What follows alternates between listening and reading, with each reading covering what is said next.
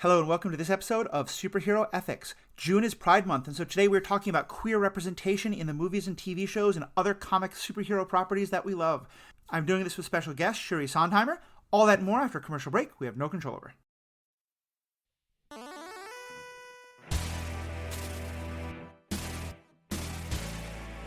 Welcome back. My name is Matthew. I'm your host. As I said, I've got a special guest this week.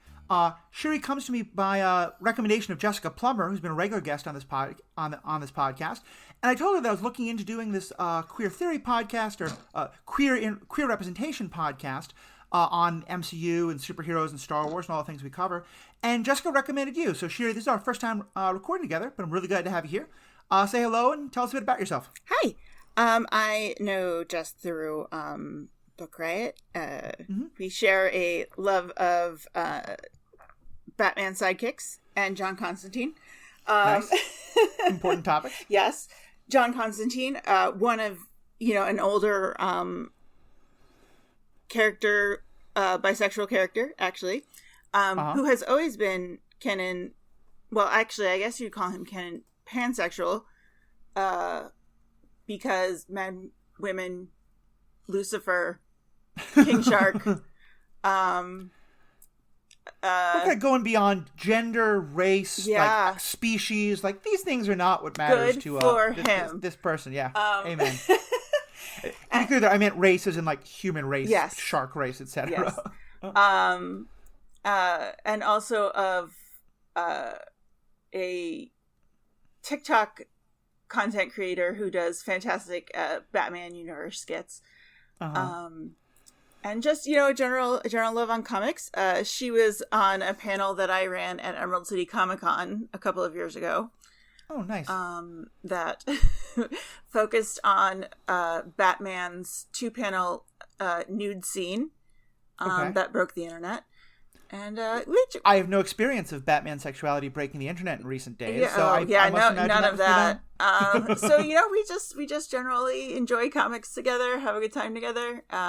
It's been one of the privilege of great friendship that has come from writing for Book Riot. That I'm really happy. If nothing else, writing for them, I've made some great friends, and Jess is one of them. That's fantastic. Yeah, Jessica has been a pretty regular guest on this podcast. We first met at WisCon. A fantastic event that obviously has been canceled the last couple of years, but hopefully we'll be back next year, Memorial Day in Madison, Wisconsin. And I've just loved having her and some of the people she's introduced me to as well. So yeah, I'm so excited to have you. And obviously for this particular topic, I know it's one that you have a lot of connection to, both kind of professionally and personally. Mm-hmm. So tell us a bit more about kind of what your background is and how you're feeling about jumping into this topic. Yeah, I'm pretty open about it. I am myself pansexual, which is sort of an evolution of having identified as bisexual when I was younger, which I didn't really figure out until college, just because I didn't have the terminology for it. So I always tell people like Kate Blanchett in Elizabeth and Tilda Swinton in Orlando were my bisexual awakenings, but really they were just my first bisexual confusions. I can see that. Because I didn't have the terminology or understanding of why I was like, they make me feel a way, but I don't know what that way is. Until, I was, like I said, until I was in college. But, as terminology and gender identification has evolved, my identification has also evolved. One of my children recently came out as non-binary. They are 9.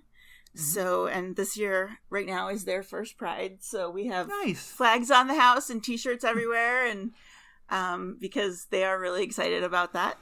And in terms of why it matters in books and comics and media is because, at various times there have been decent representations in all of those things, but I feel like to a very large extent, especially in comics and comics related media, it's either bad representation to begin with, or it's good and then it gets pulled back.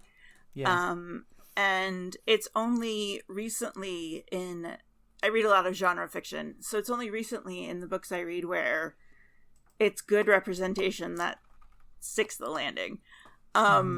so I think it's important to talk about, because wouldn't it be nice for, the kids coming after us to have a bigger pool of media to choose from where they get to see stuff that sticks the landing instead of having to be so hopeful and then, 3/4 of the time ending up being disappointed. Yeah. I think that's such a good way to put it, and that really kind of frames why this topic is so important. I think my listeners kind of know a lot about myself, but for those who are tuning in newly, I'm myself transgender, non-binary, and I'm bisexual. And so these topics are kind of important to me on a personal level, but also just as someone who really cares about representation. We've talked about the importance of Black representation, of women representation, of Latinx, of people of color, of immigrant stories being told, of indigenous stories being told. And I think in the same way, queer stories being told is so important, as well as in some unique ways that we'll get into. And I love that you kind of started with that about, letting kids see themselves on screen. This being Pride Month, obviously this is a topic a lot of people are getting into.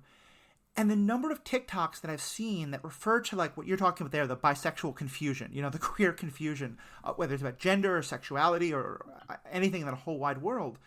One of the things that I hear so often, and I think is true for myself, is that part of why the confusion comes is because you didn't get to see yourself on screen. You didn't get to see, oh, okay, that person, they're this gender and they love someone of the same gender and that's okay.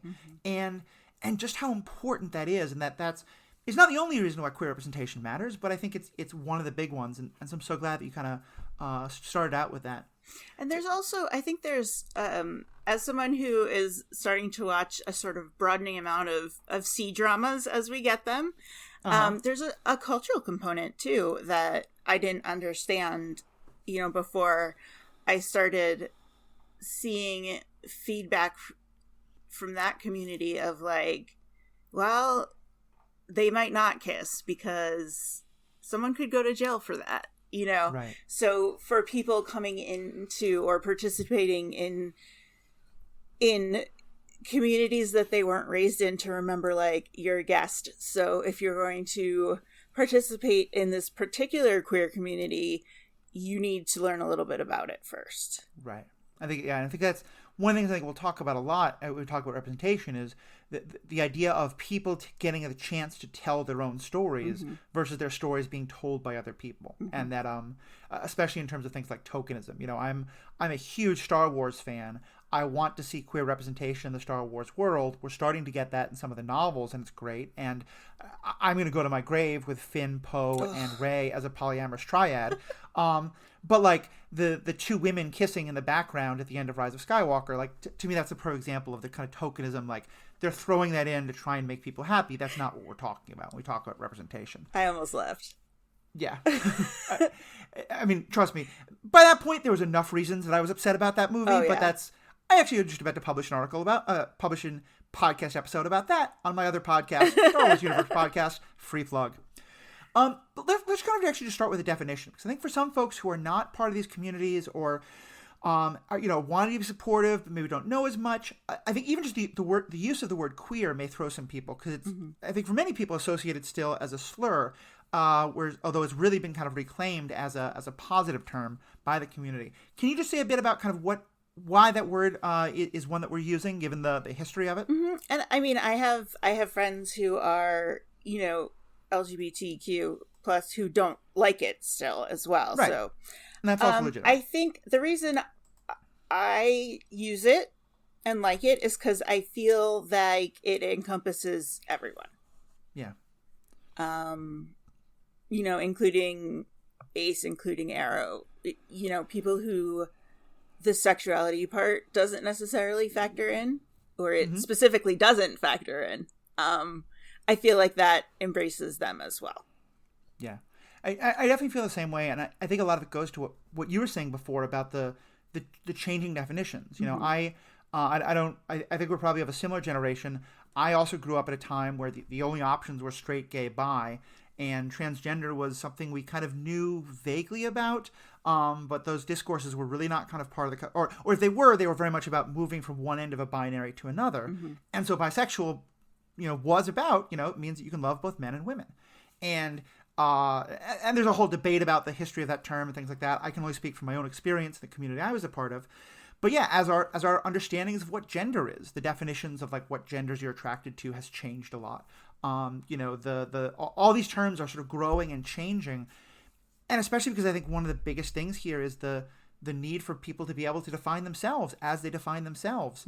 And also recognizing that a lot of our definitions come out of white culture, and that there can be concepts like two-spirit and things like that don't really fit any of the established boxes. So yeah, I think that's why queer is a word that I like so much.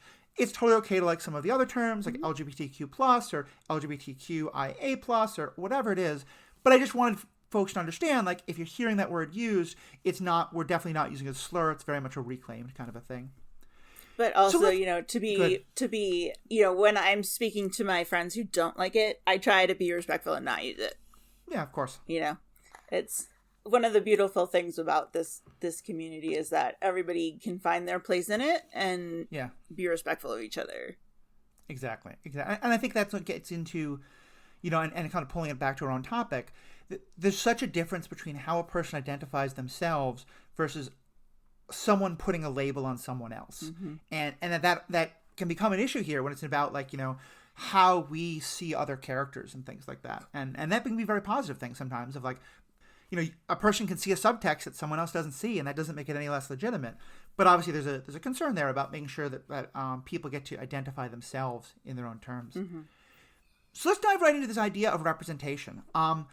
I think we've talked about this a lot on this show, but just kind of I'd love to hear from your perspective. Like, we'll get into queer specifically, but in general, why does representation matter in terms of these stories that we love about superheroes and spaceships and fantasy, queens and knights with armor and swords and all that and magic?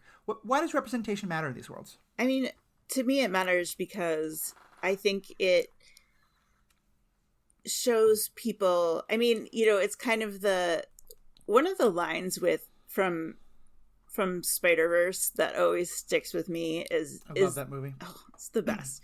I was taking a screenwriting class, and I insisted that we use it one week because not only is it a great animated film, it's a perfect film, essentially.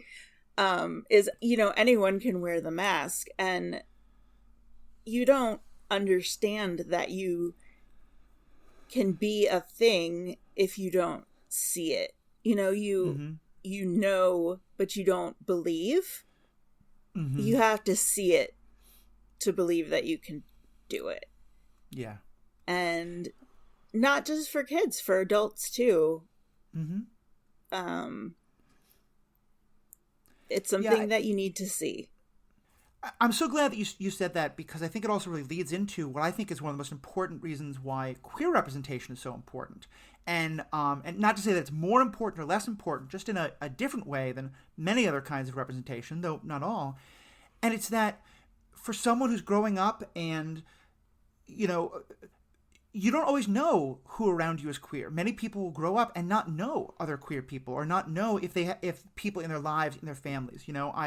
There was a black trans activist who I heard who talked about this, and she said, growing up, I could look around and see who else was black. And if, someone called me a slur, I knew who I could talk to who would get that. Being queer, I didn't know who else in my life was this. I didn't know, I didn't see those examples of this other group that I thought I was a part of around me everywhere. And that really hit me. Again, not in a kind of like making it better or worse, but just as one reason why this representation becomes so important is because for, not just kind of as a social justice thing, but just in terms of like telling these stories that, you tell a story about 100 people, well, statistically, some of them are almost definitely queer of some kind. Right. But because the social focus is always like, well, we assume people are straight, unless any other kind of information is given, like when nothing about it is addressed, straight and cis just becomes the dominant thing. And so that really struck me. I'm kind of curious your thoughts on that, about like one reason why queer representation especially is so needed. And I also think that it allows people to play with gender roles in a way that they don't necessarily. So I am a big My Hero Academia fan, and I generally steer clear of the main part of the fandom because there's a lot of garbage people in it. Right. But even steering toward the reasonable people adult part of that fandom, Aizawa, who's this, for people who don't know, like a very gruff, sort of bad-tempered, always needs coffee and a nap teacher, I don't know if you would even say he's queer-coded in the show. I think that's something people read into because they need to and they want to, and that's fine, and I don't disagree, actually. But for people to do that with that character, he's like the den father of the apocalypse. He has these 20 students who can't stay out of trouble. Right. And he essentially adopts this little girl who has a lot of trauma in her past. But that allows people to play with this gender role of who's fit to be a father. Okay, I can see that. And it's people coding him as queer in their heads generally that allows them to do that with him. Yeah. Which is in and of itself, that says so much about, like, does the person have to be queer in order to not fill a, like, toxic masculine idea of gender, in order to break out of different gender roles and things like that. Right. And on the show, I would not say that he's necessarily queer-coded on the show. He's not either. Yeah. But so it's interesting that in both the queer-coded and the not queer-coded role, he still plays this father figure role to, like, these 20 disaster children. But, like I said, I think it allows people to play with gender roles because he's like, he's a misanthrope. He doesn't particularly like people, but he will die for these 20 children. Yeah. So it's kind of interesting that way too. I can see that. And I think that part of what that also gets at is, I think it is super important that people be able to see themselves on screen. But I don't think this representation matters just for, queer kids and cis kids and adults. I think for the whole society, a lot of the way we understand the world comes to us from the media we watch. Mm-hmm. And, it's one thing like Queer Eye and Will and Grace, which I think a lot of people can have a lot of feelings about if that's helpful or harmful representation, especially Will and Grace, although I think it's a lot of questions of, like, what was helpful then and how it's aged. Right.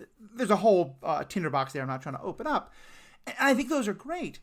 But I also think having representation not just be kind of pigeonholed into any one part of media, and having it be like, hey, you're doing stories about people who race cars. Well, queer people race cars. Mm-hmm. And you're having stories about, superheroes. Well, if anyone can be a superhero, that includes queer folk. And I just think that that's such a, I think for a lot of my straight friends I know, that's one thing we've talked about a lot, is that they're, like, people who are now coming to me now that I've started asking people to use they, them pronouns and things like that.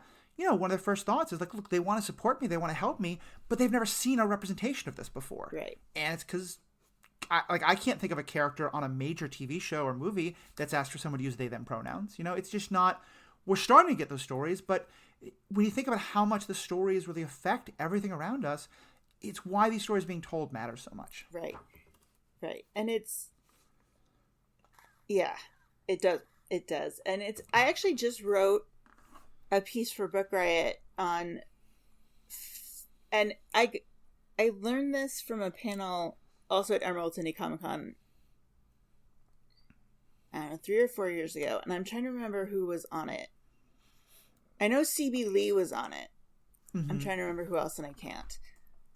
Where they talked about the importance of writing books where characters were queer, but being queer wasn't the point of the story, and how important that was.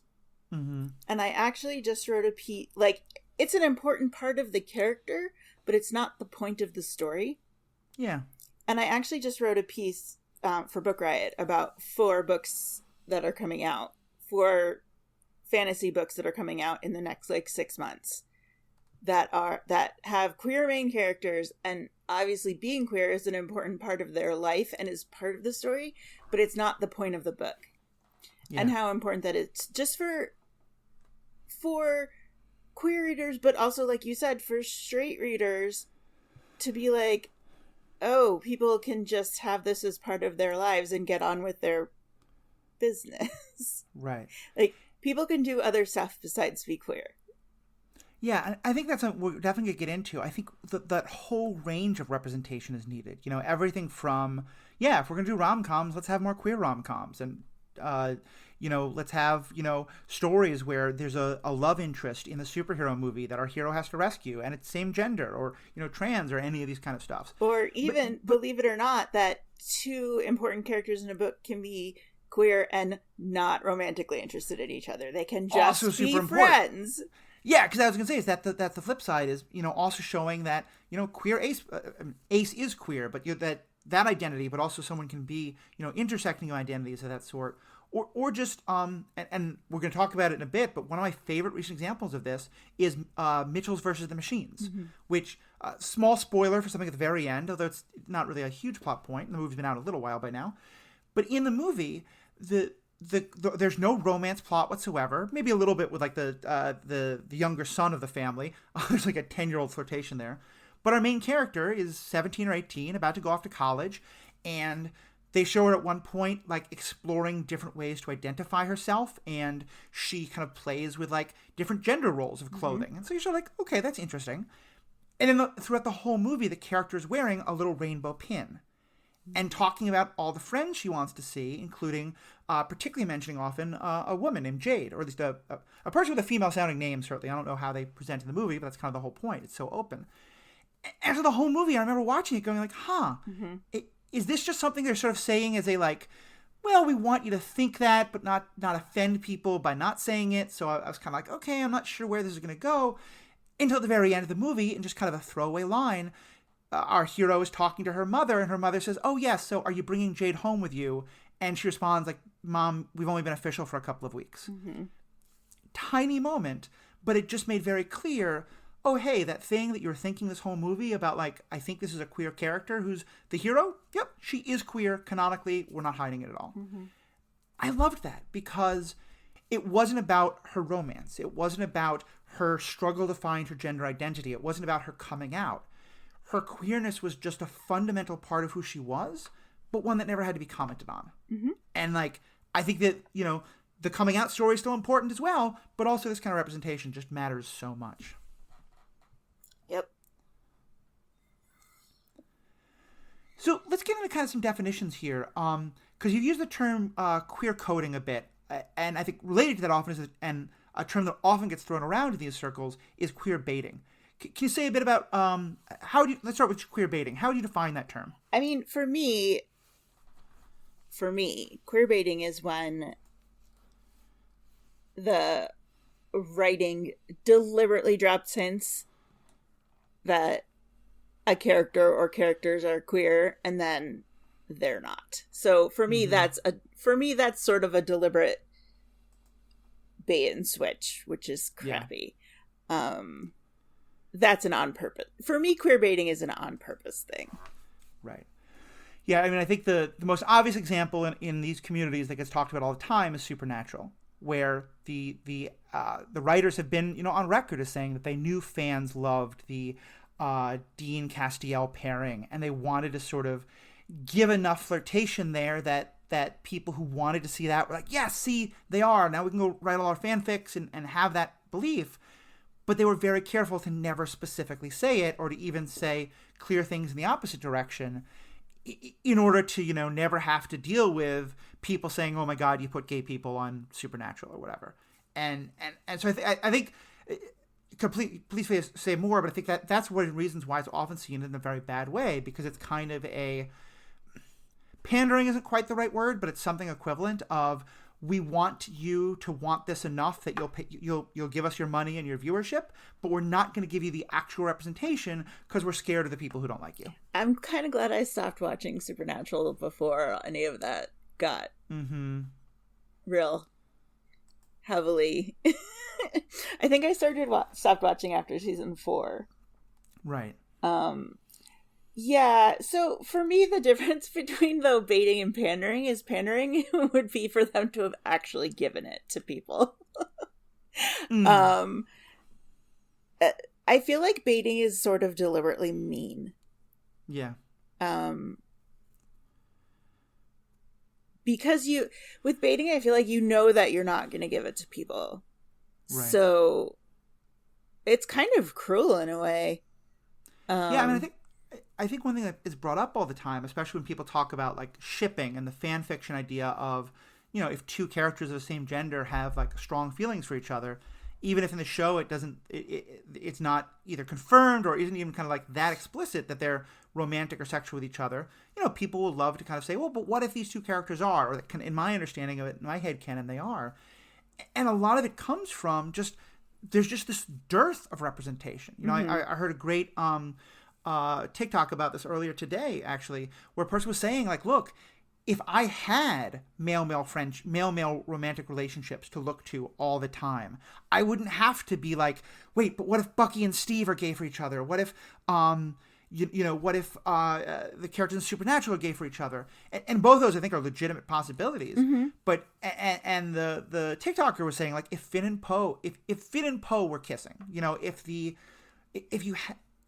because there's so little representation that people are so desperate to find it. Right. And so that, yeah, I think the cruelty is really there because a sort of part of the assumption seems to be you are so desperate for any kind of representation that you'll accept these kind of scraps that we're giving you. Right. And we don't ever have to give you actual representation. Right. And, you know, I feel like it would... I don't know. It makes me mad because why would it matter if they gave the actual representation? Yeah. What's the big deal? Yeah, it's especially in this day and age, you know, I can understand. I don't in any way justify it or make it okay, but 20 years ago, 30 years ago, when the thought of, you know, the Christian right's going to boycott you, like, I hate the idea that anyone ever gave up artistic integrity for that kind of nonsense, but sure. But, like, today we have people, like, openly critiquing how many of these corporations are, like, you know, the rainbow pride and all this. Right. Rainbow capitalism. Today, literally, we're talking to each other on Zoom. When I opened up Zoom.com to create this call, the word Zoom was in rainbow on the website. I was just like... And there's a whole bunch of positive and negative feelings about that. But I do feel like we are now... I want to say that we're past the point where that would matter, but the unfortunate thing is that's probably not entirely true. There are people in the audiences who would stop watching these things. And to me, that's not a justification. That's the entire reason why it should be pushed forward. Because I think you're right. Like, there isn't really a good reason. It's just so much of it is... The same reason why people didn't want to make women-led movies or didn't want to make, until very recently, Asian male as, you know, romantic sexy figures as action heroes and things like this. It's just the studio fear in so many ways. Right. I mean, I cannot tell you, dude, first, how many people on my timeline on Twitter were screaming at Lucasfilm for their rainbow logo. They were like, I don't think so. Yeah. Like, you don't get to claim it if you're not going to do it, you know? Yeah. So, I mean, what percentage of their regular viewership was Supernatural going to lose? Like, they're not going to lose the Christian rights. Christian right doesn't watch Supernatural anyway. You know, people are doing weird stuff with demons. So, yeah, given that God is the enemy of at least one or two seasons, right. I think we've lost the Christian right to begin with. Yeah. So, I mean, we were watching Demons for Entertainment. Was that really gonna... That was never going to be the Christian rights show of choice anyway. So, you know, let's... I don't know. I think it's stupid. Yeah. Well, my 9 and 11-year-olds think it's stupid. I mean, my kids have fundamentally understood this since they were very small. You know, my son, when my son was 6, 5, my sister-in-law and I were talking about the then ridiculous bathroom bill in North Carolina, I think it was. And he asked what we were talking about, so we told him. And so my sister-in-law said, well, if Aunt Jessie realized that they were Uncle Jesse, which bathroom would they use? And he looks at us with his 5-year-old face and goes, the boys' room, duh. Like, my 5-year-old is smarter than all of the legislators in North Carolina. Broadway musicals are a little bit outside of the normal realm of superhero media that I cover, although I do love them as well. And I would go all the way back to South Pacific, a musical from the 40s, where one of my favorite songs from that musical is You Have to Be Carefully Taught. And it's all about how, children aren't born thinking that, like, loving people of one gender makes more sense than another, or that changing your gender or coming to understand what your gender is at a different point in your life is wrong, or same thing with race and all this kind of stuff. Like, it's not born into us. It has to be taught. As the song says, it has to be whispered in their dear little ear. If you haven't heard it, fantastic song. Definitely try and Google it.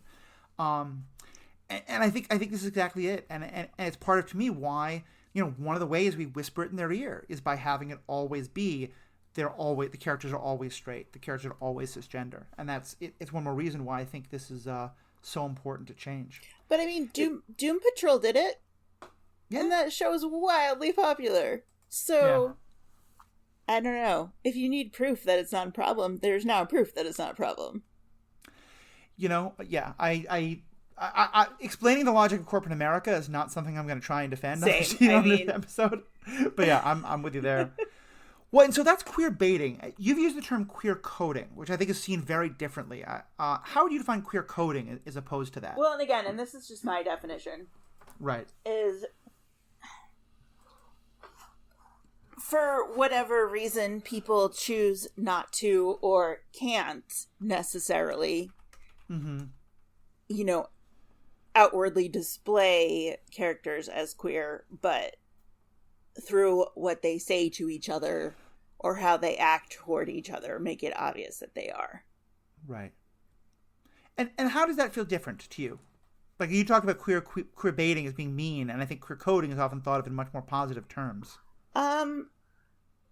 Well, again, sometimes it's a choice of writing, but also sometimes, like I said, something that I've learned in the last year watching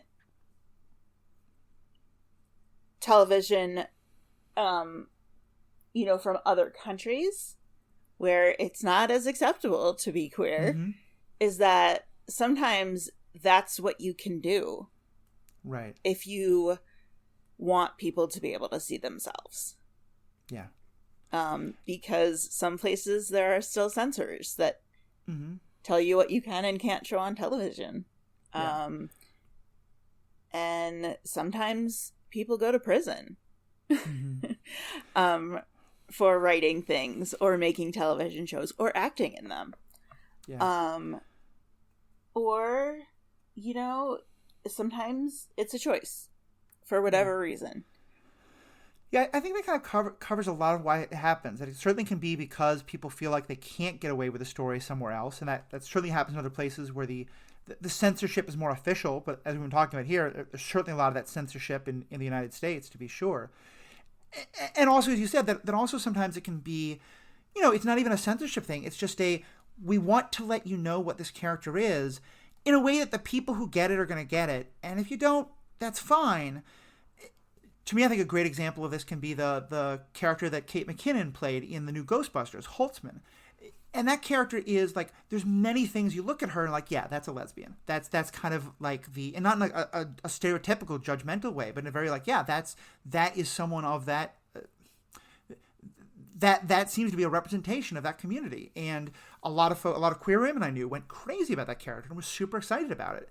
And this is where I heard a lot of this conversation about queer coding versus queer baiting for the first time because the difference there, and I think to me one of the biggest differences is if something is queer coded, it's giving you enough information without ever actually confirming it, but also never going in any way to try and deny it. And I do know the writers later did confirm that was the case.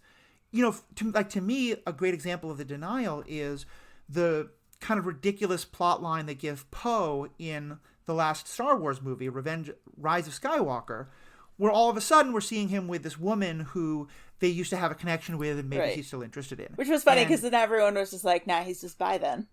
Yeah, I mean, like, I would have always thought I think Poe is in that same, like, Constantine, like, okay, how many legs do you have? How many heads do you have? We can still make this work, like, any speed. If you got a heartbeat or 3 heartbeats, we can make this work. It's fine. Him and Lando, same boat. But I do think they very much put it in a way to be like, no, Poe wouldn't be into Finn. Look at this pretty girl he's into. Right. And to me, that's what makes it like the queer baiting, because it was, we're gonna not only tell you that it's not, we're gonna hint at it, but not only not confirm it, we're gonna go the other way. Well, and the thing was, right, was that Rian Johnson went closer, and then J.J. Abrams was like, nope, leave room for Jesus, right? Yeah. So that I also thought that was part of what made Finn and Poe queer baiting instead of queer coding. Yeah.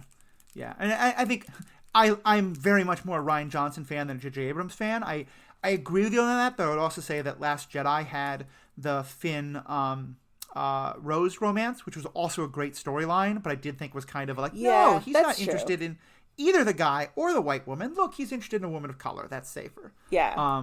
But that's a whole other side of can of worms, to be sure. Yeah. I mean, queer coding also does, we were talking about at the beginning how sometimes people aren't sure and are still figuring themselves out. So I think queer coding also gives people that opportunity. Right. Like, I'm watching Skate the Infinity right now, and the two younger characters, Reiki and Langa, like, they're both, the way they're reading to me is queer coded, but I think part of it is because that they haven't figured it out yet. Yeah. So they're definitely friends, but they're noticing things about each other that people who are more than friends would notice, but I don't know that they've noticed that yet. Yeah.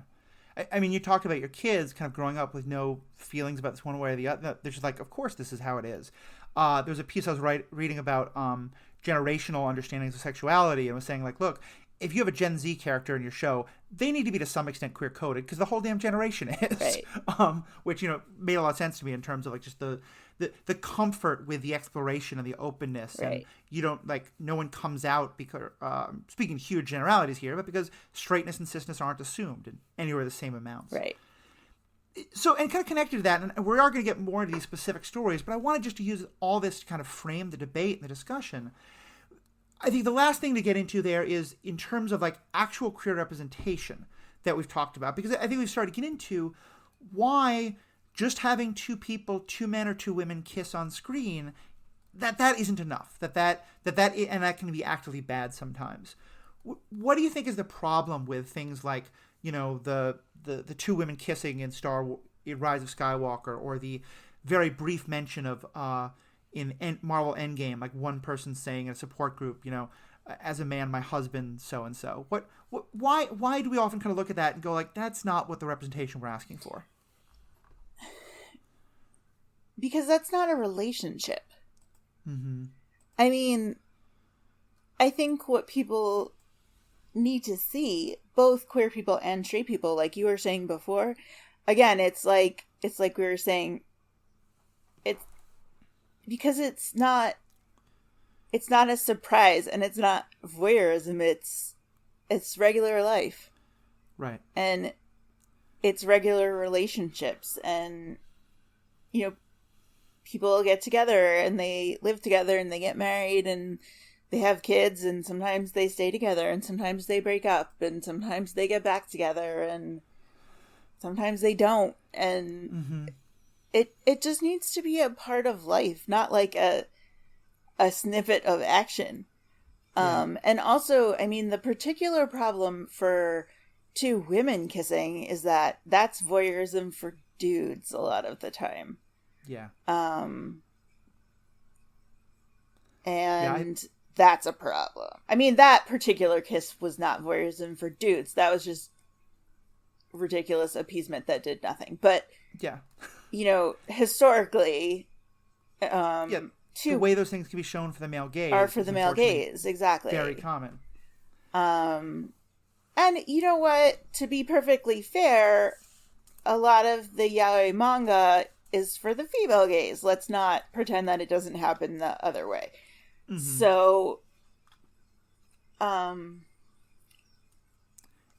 to some extent, like, the male gaze having been catered to for such a long time, the female gaze has been catered to for a little while. I don't know Sure. the biggest. We actually did a whole episode on female thirst of male bodies in the MCU and things like that. So, but you're right. Let's at least acknowledge that. Yeah, I mean, it's not like it never goes the other way. Although, to be fair, America's ass is for everyone. Also very true. Also very true. The I was talking to someone about the Nightwing Butt Appreciation Society the other day. Mm-hmm. Also for everyone. But it's those little snippets make it sensational instead of life. Yeah. And it deserves to be life, just like everyone else's life. And I think that's the important part there, because it goes back to this idea of when that's all we get. Right. I don't think either one of us is saying, I know certainly I'm not, that anytime a queer character appears on screen, they have to have a romantic partner and a coming out story and all. It's very much the opposite. It's that if we were getting enough queer stories, an actual, like, where their identity is a huge part of their story, or even just like a small thing, like in Mitchell's vs. the Machines, if we're getting more of both of those stories, then yes, when 5 couples all grab each other and kiss each other, yeah, at least 1 or 2 of them should probably not all be heterosexual. I mean, statistically, at least one of those couples is going to be queer. Right? Like, when a bunch of people are talking in a support group, having one of them just casually mention, and my, my partner, as they've transitioned, that's been something we're working through, or, whatever it is. Like, it's not that the offhand references are bad, it's that it's all we're getting. Right. And to me, I think another part of this that's so important is the stereotyping and tropes. And to me, I think an easy way to kind of think of this is this is finally changing to some extent, although it's still not great. But 10 or 15 years ago, if a black person appeared in a action movie, they were probably a drug dealer. Right. Or a cop. Or if it was a woman, she was often a sex worker of some kind. Or she was a large mother, or she was a larger-bodied older woman who was a mother, right, who was portrayed in like a very particular way. And, in the same kind of way, I feel like, for me, as someone who was born in the 70s, who grew up in the 80s and 90s, HIV/AIDS and queer bashing were 2 incredibly important parts of the LGBT existence at that time. And I know there's people today who aren't aware of that story in the same way. And so telling those stories is important. But there got to be a point where it became almost this joke in a very bitter, angry way by the late 90s, early 2000s, that you couldn't have a gay story, especially about a gay male, unless a major character got AIDS or was beaten up for being gay. Right. And now it becomes every black person has to be a drug dealer, or every or every Asian person has to be a scientist, or whatever the awful stereotype is that, and I'm comparing apples and oranges a bit there because obviously there's a lot of truth to those stories in the queer community, but I'm just using it as the example of when you only tell one version of the story, when every transgender character is a very loud and out drag queen stereotype, that's, you're shaping and you're cutting off so much of that rest of the world. But this I'm sorry. No, this is a place where fantasy and superheroes can do a great service, though, because you can have a sensational story where all these ridiculous, huge, magical, weird things happen, and being queer is just part of the character's life. Yeah. You know what I mean? It's a good transitional space for all of that. Have you read Katie Edwards' books? No, I haven't. Okay, the series is called The Tarot Cycle. Mm-hmm. And the general specifics are, so there are these few remnants of Atlantis' society that are able to do magic, that kind of live integrated with the human world. And they run around doing magical things. And the main character is gay. His best friend is gay. And they are the characters I was mentioning who are best friends and gay and have never had sex and aren't particularly interested in each other that way. Right. there's not even jealousy when a boyfriend comes in, which is one of my favorite things about the series. Yeah, that's fantastic. And obviously, this is an important part of all of their lives. But the main crux of the story is that they're running around doing magical things. Yeah. So it's this great transitional space where you have room to explore everyone's sexuality in the context of the world, but it doesn't have to be the focus of the story. And so, therefore, because it's a magical world, you don't have to obey the reality tropes. Right. Like, we talk all the time about the importance of, like, if you're creating a fantasy world of dragons and warlocks and goblins, why does racism have to exist in your world? Right. In the same way, like, homophobia and transphobia, you don't need them. If there's dragons, then already we're kind of outside the bounds of reality. Right. Or at least into a different idea of reality. And this world has, like, there's hereditary thrones, but there's an adoption clause. Oh, I love that. That's built in. Like, they just figure, well, some people are going to be gay, so here's how we pass those thrones along. And it just is. One of my favorite examples of this on screen, I've talked a bit about this before, and I mean, also talk about kind of other things. This is very, very much a kid's show, but with incredibly adult themes, but in good, healthy ways. Have you seen the TV show She-Ra? Yes. Yeah, the new version of it, I think it very explicitly is the most queer-friendly piece of media that, in terms of superheroes, action, fantasy, sci-fi, because it kind of is all of those things, the most queer-friendly I've ever seen. And the author was very intentional about that and said, in this world, you should assume characters are queer. Don't assume anyone is straight unless we specifically tell you that. And, you think about it, and you're like, this is a world where anthropomorphic cats and lobsters and other creatures are running around. This is a world where there's a whole bunch of these tween and teenage princesses who each have different powers related to the kingdoms they come from. But they're all kind of like in this great world. There's so many things that aren't real. So why in the world would heterosexuality and cisgender cissexism have to be a part of this world? And the representation is so well done because they cover all sides of it. They have the characters who are just, it's not a thing. There's a character who is, I'm trying to do this in a way that's not spoilery, very much kind of a villain from some perspectives, and is also in a kind of they're non-binary. They're a shapeshifter, and so they kind of shift between genders, and everyone uses they them pronouns for them. Yeah, it's never an issue. Yeah, including when they're like, oh my god, they stabbed us in the back. They're terrible. We have to kill them.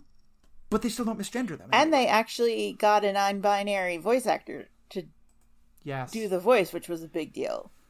Yeah, that I thought was, again, and the fact that was, and there's a great storyline about, two romantic people being separated because one of them's captured and their spouse really wants to get them back, and it's two women. It to me is just such a great example of the way you can have that whole range of stories. And because, again, also the coming out story is an important story. And I love, like, you maybe can talk more about this, but I know in the X-Men comics, a little bit in the movies, like in the movies I think there was some queer coding more than queer baiting, but especially in the comics when Chris Carpenter took over, the idea of the X-mutation as a metaphor for queerness really became an important part of the stories in ways that I think were, Angel kind of coming out as a mutant was very clearly a metaphor that people could look to as, to me, there's not direct representation, but still it's so clear, like, look, we're telling your story in a completely different way. And yet, here's the unfortunate thing about X-Men, is that they went and made some characters gay, and then they pulled it all back. They erased the character's memory. Oh, God, so really? So now he doesn't know he was gay. Yeah, Iceman it was a big deal when Bobby Drake came out, and then they pulled it all back.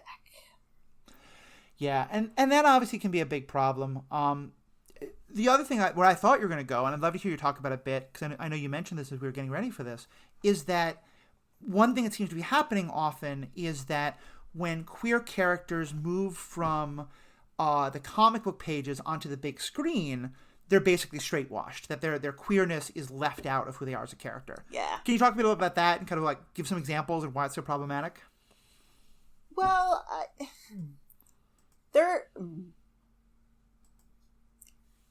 I don't understand why you would choose to make movies of those characters if you're not going to do it. Yeah. Although it depends. So the other issue is that. Well, let's start. Can you give a couple examples of where that's happened? Now I'm trying to think of who I said. Well, Deadpool is canonically, like John Constantine, pansexual. Although I have heard, and I don't know if this is true, that Ryan Reynolds is insisting that Deadpool have a boyfriend in the next movie. Right. And I can believe that of him, to be perfectly honest. Yeah. So I know Rogue is canonically bi in the comics, and that's something we haven't really seen on screen at all. Rogue. So is Gambit. Right. Actually, Gambit's creator has written several articles about how he always wrote Gambit as bisexual, and Marvel always toned him down, but he always intended for the character to be bisexual. Although thus far on screen, not only has Gambit been hetero, he's also been incredibly boring, and that's ridiculous because he's a fantastic character and he's ridiculous, and he was my first crush. Aww. Ever that I can remember, because he's ridiculous. That sounds fun. Let's see who else. I know Mystique also is canonically queer. Harley Quinn, at least she's an example where they have at least made her canonically queer. They have, and actually, I got a bag of Pride stuff from DC this year, and they have Harley and Ivy kissing on stickers. That's great. And I think there might be a new series coming out that's Harley and Ivy together as girlfriends. Yeah. Well, I know, like, after season 2 of the Harley show, that's certainly where they ended up. Yes. And I believe that season 3 is going to be coming out at some point where, hopefully they'll be exploring that even further. It has happened periodically. They've never stayed together. But they are both... Well, Harley, I believe, is bi, and I think Poison Ivy is a lesbian. I think. I have a small issue with that in that some of it is very male gazy. Definitely. However, conceptually, I really like it. And there was definitely an episode of the animated series where Ivy kind of saved her from the Joker and they were living together. That was definitely queer coded. It was from the mid-90s. So they definitely weren't going to go all out then. But it was definitely there.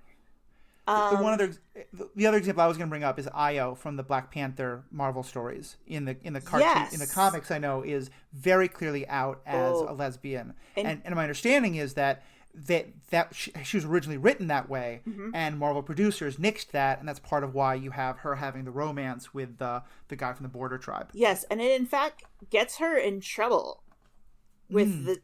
She and her partner get kicked out of the Dora Milaje. Oh, interesting. Because they're all supposed... So, in the Worlds of Wakanda comic, all of the Dora Milaje are supposed to be potential wives for T'Challa. Right. So, not only are they not supposed to be in relationships with other men, they're definitely not supposed to be in relationships with each other. Because their two jobs are to defend Wakanda, which, that can't be compromised by their being in relationships, but they're also all supposed to be potential wives for the king. Oh, interesting. Which definitely means they're not supposed to be lesbians. Right. So they got in big trouble. Yeah.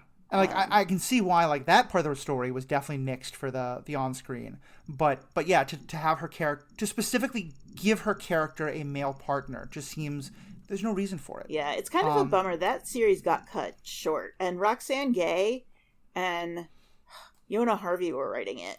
And it was really good. Yeah. And one other example that I want to bring up, because I think it's still very much a question mark as to what they're going to do with it, is Loki. Because, we're now getting this TV show of Loki, and we're getting some little hints, like we have... I have a problem if what they did in the second episode is what they're going to do, though.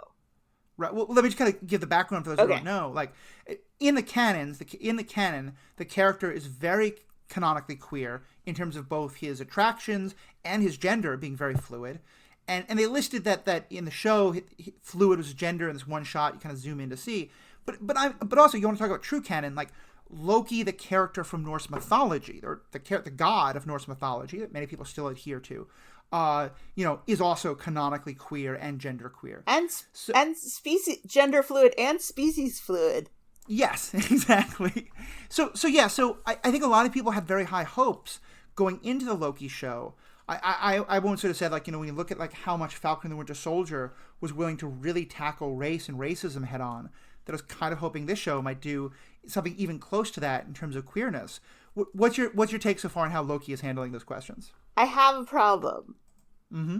Are we? Is it okay for me to be specific for spoiler? Yes, and I'll say for those who don't want to know, we're about to discuss something that happens in episode 2 of Loki, including a fairly big reveal at the very end. So if you haven't seen that, probably skip ahead like 5-10 minutes. Okay, so my problem is this: a female variant is not the same thing as gender fluidity. It's just a female variant. It's just a Loki in a different timeline. That's not gender fluidity. Yeah, I was like, at first I was like, oh, and then I was like, oh, I didn't like that. If that's what they meant by making Loki gender fluid, that is a giant cop-out. Yeah. It's one that I want... I mean, we still have 2/3 of the show to go, so I want to give them a chance. But I am kind of trepidatious as we're going forward. Because... and I acknowledge, I mean, it's kind of a hard situation. Because on the one hand, like, a part of me thought that having Tom Hiddleston, portraying a version of Loki that was female would be very interesting. Especially if they could do it in a, like, positive way that wasn't portrayed as, like, haha, a man's in drag. And he could do it. Like, and he would do it. Right. And I think I think there's a pushback there of there's a strong idea right now of we don't want, like, cis actors playing trans roles. And, like, with Loki, I think it just gets much more complicated because Tom Hiddleston's been playing the character for so long, and sort of does it mean that once you start with a character being cis or straight, you can't ever explore that later? And I think that's a whole can of worms I don't think you or I are going to be able to solve in this moment by any means. But I can see arguments on all sides. But I certainly feel like there's so much room between just doing that versus having, like you said, a completely different variant. Here's my hope. Here's my hope. Now, that variant was very short and blonde. Mm-hmm. Lady Loki has never been blonde and has never been that much shorter than male Loki. So my hope is that it's Angela. Mm-hmm. Fucking the Enchantress around. Character, I believe. Oh, I'm sorry. I didn't ask if I was allowed to swear. It's okay. That is my hope, is that it's Angela. Right. And that we get an actual Lady Loki Correct. at some point down the road. Yeah, and I think that could be a really interesting way to do it. And I think it doesn't have to be played by Tom. I think in some ways maybe it's better if it's not played by Tom. But it needs to be a fluid Loki, not a variant. Because a variant is just a different timeline person. It's not... that's not fluidity. Yeah, to me the key is that the Tom Hiddleston version of Loki has to understand that this is him. This is them. This is a version of, instead of it just like, oh, on a different universe, you're like to me, like you mentioned Into the Spider-Verse, wonderful movie. One of the things I love about it is that Peter B. Parker is canonically Jewish, which is wonderful. It's not saying that therefore every Peter Parker is Jewish, because it's a distinctly different person. It's saying, what if Peter Parker were Jewish? Which I think is great because I think you can say Peter Parker is Jewish coded in a lot of ways, certainly. Like a lot of the early Marvel heroes coming from Queens and Brooklyn. Right. But it's a different person. And I feel like that's kind of how I feel. Like this is okay, what if Loki but a woman?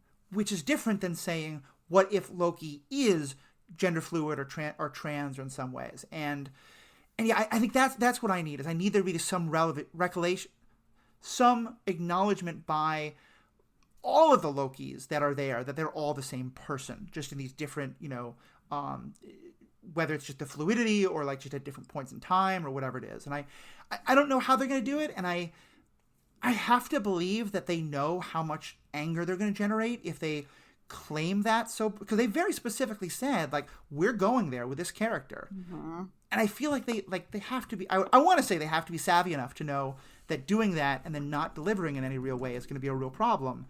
But it's Disney, so who the hell knows? It's the same. It comes down to sort of the same issue I have with them casting. So usually I don't care, but I really thought that it was important for them to cast a Jewish actor as Moon Knight.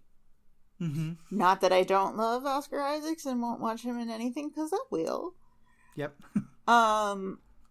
And since they didn't, I think it's really important for them to have at least a couple of Jewish writers in the writer's room, because that's a really important part of the character.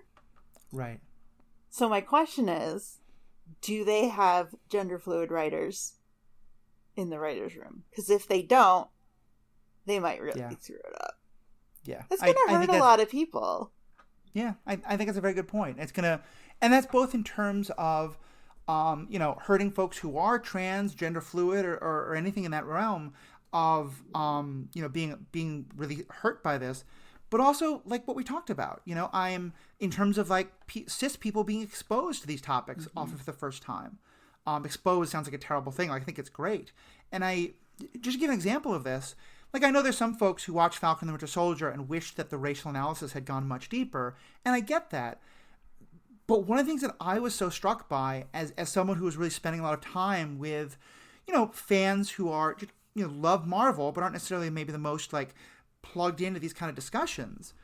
And people who are saying, like, oh, I watched Sam and the Banker, and I got it in a way I never really had. I got what we mean about the microaggressions. Or, like, having Bucky straight out say, like, me and Steve were wrong. We should have given more awareness to the difficulties inherent in giving the mantle of Captain America to a black man. But because of our own, like, they don't use these words, but they're basically saying, like, because of our privilege, we never had to think about that. So we didn't think about that for you.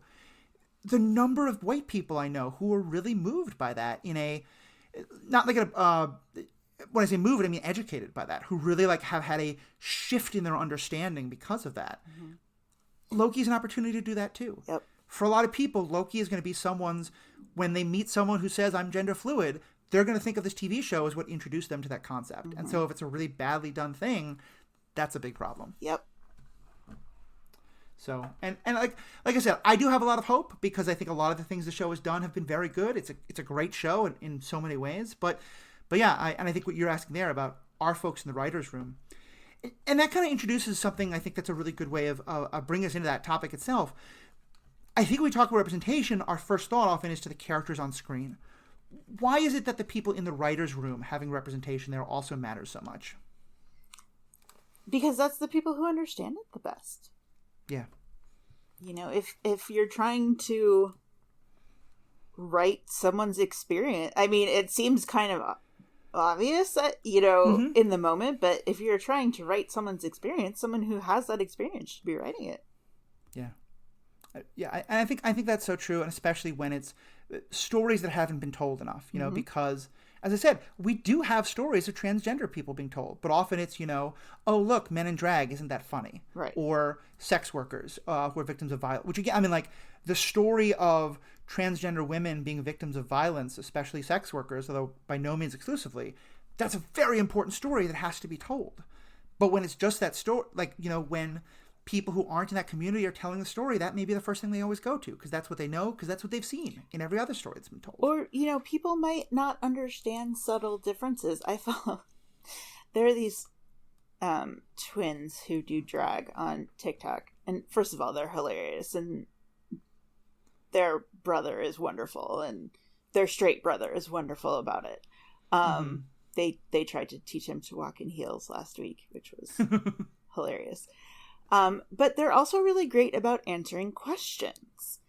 Like, well, you do drag. Are you non-binary? Right. They're like, no, we're gay men who do drag. But they explained why and what the difference was. And someone else asked if they were gender fluid, and they said no, and here's why. Right. But if no one is in the room to explain that to people who have not had the experience, then how are they going to know? Right. Yeah, and I think that, and you know, those are all really good questions. Yeah, and yeah, I think that's such a great way of putting it. You know, because you know, it's so no one story is there isn't ever going to be like the definitive Black story, the definitive Latinx story, the definitive woman superhero story, and there's no such thing as a definitive queer story as well, because that's part of the point, is that these communities hold multitudes, and that all those stories are relevant and valid and important. And I think, you know, but certainly having the people who's lived experience and having multiple, that's also why having the multiple people in those writing rooms is so important, because it's not just like, hey, this is my lived experience, so let me put that on screen as the definitive version of the story. Right, and also people handle things different ways. Like, I tend to handle my difficult times in life with humor. Other people don't. So, you know, if you're trying to write a story where somebody has handled it with humor, then you talk to me. But if that's not what you want, then you need to talk to someone else, you know, because some people don't respond well to dealing with trauma with jokes, you know, and someone else does. You know, it depends what your audience is going to be. It depends how you handle things. It depends what you want, you know, your actors to do if it's on screen. It depends what the market for your book is going to be if it's a book. You know, there's a lot of factors involved. Yeah. Like, I'm a bisexual man who is, I'm also a Christian. I was baptized by an out lesbian. You know, the churches I've been part of have always been not welcoming or accepting, but clearly like queer affirming, queer, you know, very queer churches in many ways. I can tell a story about a certain kind of bisexual man. I mean, I'm not a very good writer to begin with, so I'm not going to write any of this. But if you said, oh, hey, I want someone to write a story about a bi man who grew up in a small town and got rejected by his conservative church, I can't write that story. That's not my story.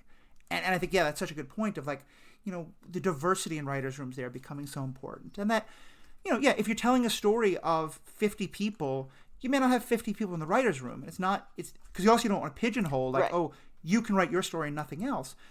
But you want to make sure that, A, there's people in the writers' room, and that the people in the writers' room are also talking to people who have the stories that they don't, you know? It's that just approaching this all from the sense of, I want to know what are the things I don't know, instead of just writing, well, you know, I've seen, you know, that you know, an Irish character is someone who gets drunk in a bar in Boston, you know, that, and hates the English. Like, obviously, I'm using it as kind of a humorous example, because Irish today are not like an oppressed group the way they might have been, like, you know, 100 years ago. But still, it's that same thing of, like, you know a stereotype, that doesn't mean you know a community, and it doesn't mean you can write that community. Right. Well, we've gone on a good while, and there's a great conversation. I want us to start moving towards wrapping up, but let's talk about some positive examples. What do you think are good examples in kind of superhero, sci-fi, comic book, fantasy realms of, like, this is the kind of representation we want to see more of? Apollo and Midnighter, when they get to be married, which, you know, DC goes back and forth on whether or not people are allowed to be married. At one point, they didn't want Batwoman and her fiance to be married, so nobody was allowed to be married. Oh God. But wow. Yeah, it was, I don't know, not that long ago. Less than 10 years ago. One creative group had Kate Kane propose to her girlfriend, and her girlfriend said yes, and then something happened, and then nobody was allowed to be married. Like, Apollo and Midnighter have been married forever.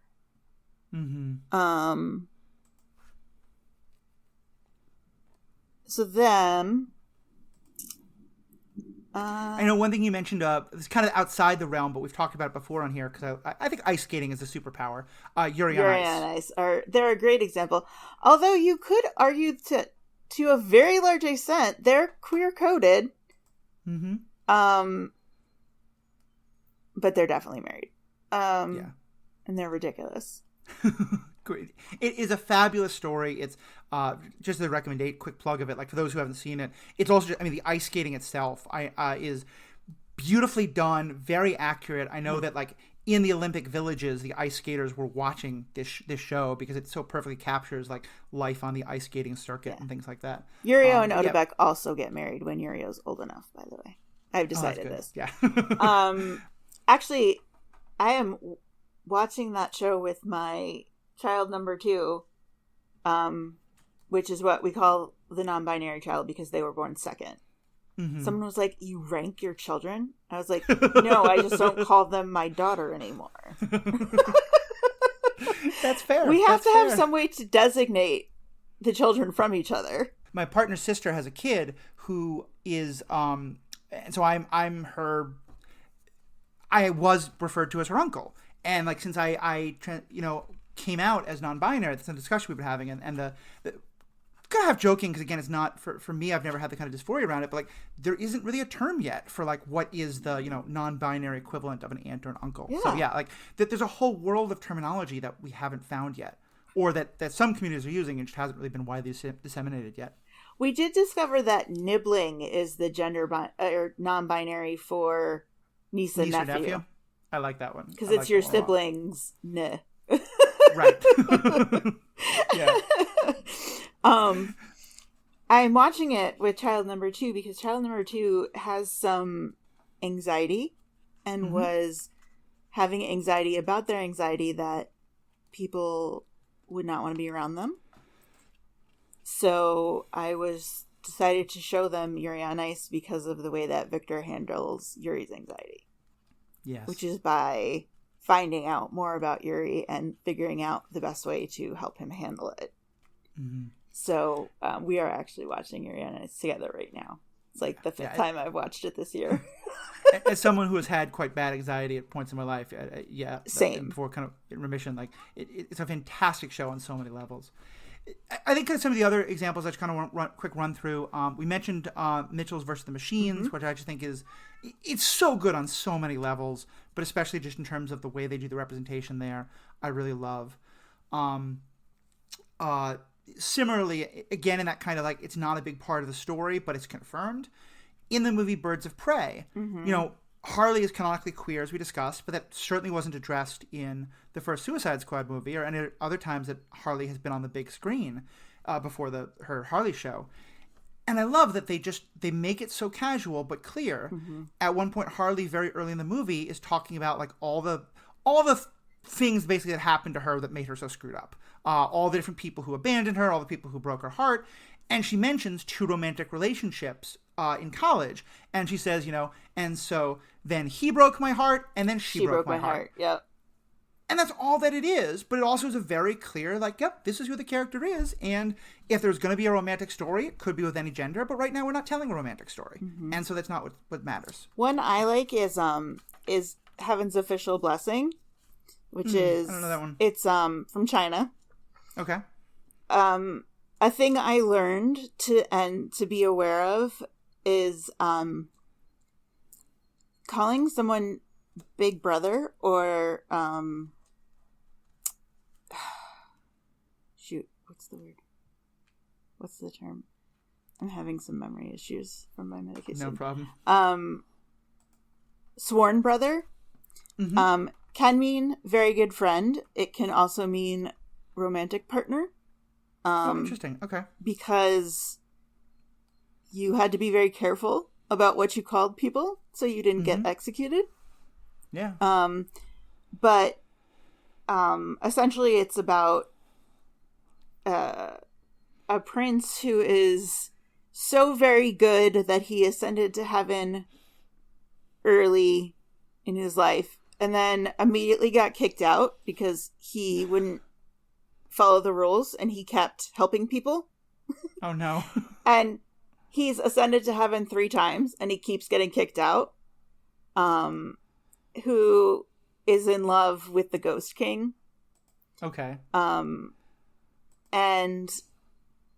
it's about their adventures, etc. But the line that really sticks with me from it, that makes it a good romance, is there's a point in it where, so the Ghost King is hiding in a human form. This is, you know, from the beginning that this is happening. Like, this is not a secret.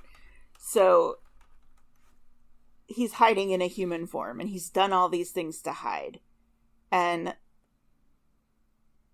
the prince is letting him, essentially. Like, you know he knows, but he's letting him do it anyway. And he says, you know, but I'm this demon. And the prince says to him, I don't care. I like you. And nice. So, you know, it's a kind of like Yuri and Victor. Like, I don't care. You know, whatever issues there are, you're important to me. Right. So that I like that one too. Yeah, and that kind of connects to what I was going to say is one of my other favorites. I've already mentioned Shira, which is great representation, things like that. But, you know, in terms of like a story about adults, The Old Guard, which was a movie that came out on Netflix, and it's, you know, it's basically kind of a retelling in some ways of it's basically like, you know, Highlander with queer characters. It's, you know, a fantastic movie, great drama, and there it is both. It's not that the romance is like there's no drama around the romance. It's not a will they won't they. It's not a coming out story, but there is a character. You know, 2 of the characters are very much in love, and one of those, you know, the characters are separated by the villains, and the like I have to get my love back is very much a part of the plot, and they're 2 men. And the passion between them, the eroticism between them, the clear, like, overwhelming love between them is not hidden in the slightest. It is so clear. There's a moment where one of the kind of villains says, like, oh, is that your boyfriend? And he just gives this incredible speech about how boyfriend could never capture the depth of love and devotion these 2 men have for each other. It is, to me, sort of one of the pinnacles, you know, because it is, there the love story is front and center, but not in a way that is, like, it's not about the problems of being queer. It's about just, these are 2 men, and they love each other, and their love has spanned, you know, hundreds of years because of the superpowers these people have. So to me, that's one more example of, like, yeah, we can have this story, and it's not, it doesn't have to be any of the things people, I don't even want to get into the fears. We can have this love story, and it can be just a great part of, you know, a superhero story without it. It can be just a great part of a superhero story. Yeah. I mean, the Heaven's official blessing, the Demon King has been waiting for the prince for 800 years. It's kind of the same thing. Oh, that's wonderful. Yeah. Nice. I like that. So we've gone on a bit. I think we've just barely scratched the surface of this topic. We hope we kind of touched on some parts of it. Is there any other kind of last points or questions or things you wanted to bring up before we start to wrap up? You know, like I said, I read a lot of genre fiction, and, like, it's one place where, you know, I'm starting to see more of these stories where queerness is an important part of the story, but not the point of the story. And I'm very happy to be seeing that. And I hope it starts to spread more into comics and the comics related media. And I hope people who are making this media just get a little braver. Yeah. I think that's so true. And I think I love that you talked about it specifically as genre media, because I think one of the things that happens is there's sort of a thought of the more kind of like niche the audience for something is, the more chances they're willing to take. But now that, like, you know, the Marvel movies, the DC TV shows, like all this stuff, Star Wars, it isn't niche anymore. It's not genre. It's just everyone goes to see it.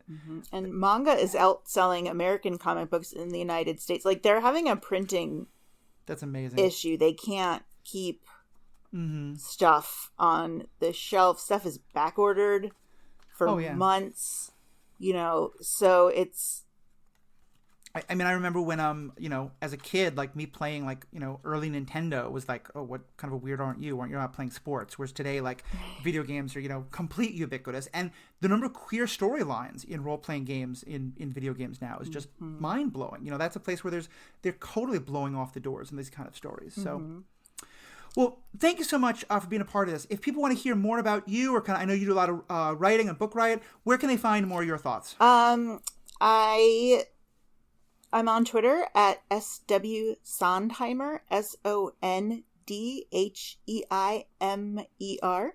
And I have a website, which is swsondheimer.com, that has links to articles and short stories and all that kind of stuff. Awesome. I will definitely put those links in to the show notes. I do have to ask, and I'm afraid you've been asked this 8 million times before, but do people always ask you, do people often make the wrong assumption and think that you're talking about Stephen Sondheim musicals all the time? Stephen Sondheim came from the same village in Germany that my husband's family came from. Really? Yes. That's kind of awesome. The village is Sondheim. So when Jewish families migrated, a lot of the time, because of the way people were named, they have the same sort of patrilineal naming scheme in old Yiddish and Hebrew names. So instead of everyone having a different last name after their father, they would take the place name with them. Yeah. If anyone who's ever read or seen the Godfather movies knows that they do that as well, like Don Corleone. It's because he comes from that town in Italy. Yeah, it was either the place name or the occupational name. My maiden name is Weinbaum, so somewhere back, my family made wine barrels. Okay, yeah. Yeah, my father's Jewish, and on his side of the family, the family name is Fox. And, he will often joke about how he was one of the first Jewish people to go to be a member of his fraternity. He also had blonde hair at the time, and the last name Fox, which most people hear and they don't think Jewish, they think, English or Scottish. Right. Like old. So I get all that. Well, thank you so much. Definitely, folks, check out her writings. Great stuff there. And also check out everything on Book Riot. It's just a fantastic site. Obviously, we'd love to hear your thoughts and feedbacks. For queer folks out there, we want to hear, what are the stories you resonate with? Are there big points that we made that you disagree with or that you have other thoughts on? And for straight folks, cis folks, also would love to hear what you have to think about all this. Everybody, you can find us on Facebook or Twitter by searching for The Ethical Panda. That's the name I kind of do as all my podcasting. You can also go to theethicalpanda.com website. You'll find all my podcasts about ethics as well as Star Wars, some other topics. And you can email me at theethicalpanda@gmail.com. And then, of course, on the Stranded Panda. And then, of course, this podcast is a proud member of the Stranded Panda Podcast Network.